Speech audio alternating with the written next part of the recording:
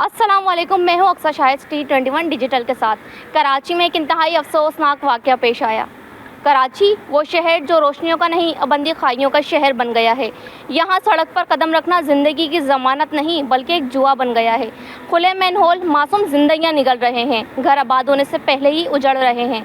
कराची में हर हादसे के बाद चंद घंटों का शोर, फिर सब खामोश। आखिर कब रुकेगा ये सिलसिला? इस पर बात करेंगे ऐवान में मौजूद हर नुमाइंदे से। जो याद पड़ता है शादमान के अंदर एक फैमिली के साथ बाइक पे जाते हुए उस बारिशों के दिनों में बच्चा नाले में चले गया। वो बच्चे की लाश आज तक नहीं मिली। मैं ये समझता हूँ ये अगर इसको सही मानों में देखा जाए तो इसका जिम्मेदार कौन है? हुकूमत वक्त है। इसके एक खून का भी हिसाब देना पड़ेगा। ये मेरी नज़र में कत्ल है। ये लापरवाही, मुजरमाना, गफलत ये इनके गले में आएगी। इस अदालत में बच जाएंगे, हो सकता है जो अल्लाह की अदालत उसमें तो नहीं बचेंगे। मैं ये समझता हूँ कि एक 2200 का गटर का ढक्कन, क्या हुकूमत सिंध के पास इतना बजट नहीं है? देखें, अभी एक अंधोनाक वाक़या हुआ, शाह फैसल कॉलोनी का रिहायशी 3 साल इब्राहिम अपनी जान से गया। और ये पहला बच्चा नहीं है, ये इस साल का 20वीं हमारी अंधोनाक मौत है जो इस वजह से और इस वाक़े के थ्रू रोनुमा हुई है। और उसमें हमने ये देखा कि एक तो ये सितम हुआ कि बच्चा अपनी जान से गया, लेकिन उससे बड़ा सितम ये था कि कोई ज़िम्मेदारी कबूल करने के लिए तैयार नहीं था, ना सूबाई हुकूमत, ना हमारी टाउन की जो गवर्नमेंट है या टाउन के चेयरमैन है या यूसी के चेयरमैन है, सब एक दूसरे पे ब्लेम गेम खेल रहे थे।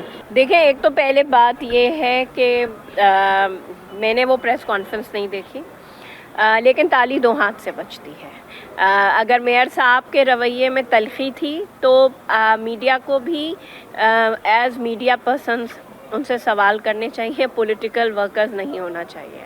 या किसी पार्टी से अगर आपकी हमदर्दी है तो उसकी नुमाइंदगी नहीं करनी चाहिए। दूसरी बात ये है कि चलें, मेन रोड है वो KMC का है, अगर टाउन वाले ने देखा था तो गटर का ढक्कन लगा देने से क्या फ़र्क पड़ता? जिम्मेदारी तो है ना, मेरी भी जिम्मेदारी, आपकी भी जिम्मेदारी है। बिल्कुल इंतज़ामिया की नाअहली है, उनकी गफलत है, ये नहीं होना चाहिए। और जो शॉपिंग स्टोर वहाँ मौजूद था उनको भी चाहिए। देखें, जो शॉपिंग स्टोर मौजूद था डेफिनेटली उसकी भी जिम्मेदारी, हज़ारों नहीं तो चंद सौ तो उनके पास भी लोग आ रहे होंगे ख़रीदारी करने। लाखों रुपए की वो सेल करते, ना लगाते, इत्तला देकर तो लगवा सकते थे। फेडरल गवर्नमेंट लाहौर में तो बजट दे सकती है, लेकिन कराची के लिए नहीं। फेडरल गवर्नमेंट पंजाब के तो नेशनल हाईवे बना सकती है, लेकिन कराची से जो है हैदराबाद नहीं बना सकती। फेडरल गवर्नमेंट वहाँ के तो 50 प्रोजेक्ट ले सकती है, लेकिन कराची के लिए एक प्रोजेक्ट के लिए भी पैसे नहीं है।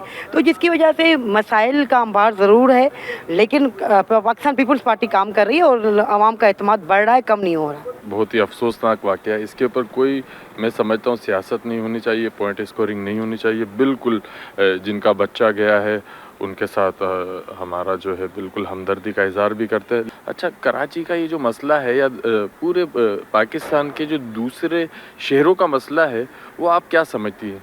वो ऐसे ही हल हो जाना है? अवामी नुमाइंदों की बातें आपके सामने है। हकीकत ये है, कराची किसी एक का नहीं बल्कि बेहिसी, बद इंतज़ामी और सियासी लापरवाही का वारिस है। यहाँ पर एक तरफ तमाम सियासी जमातें अपने बयानात देने में मसरूफ़ हैं, तो वहीं दूसरी तरफ सूबे के हुक्मरान सूबे की जिम्मेदारी का दावा करते दिखाई देते हैं, लेकिन इस सब मामले में नुकसान आवाम का होता है।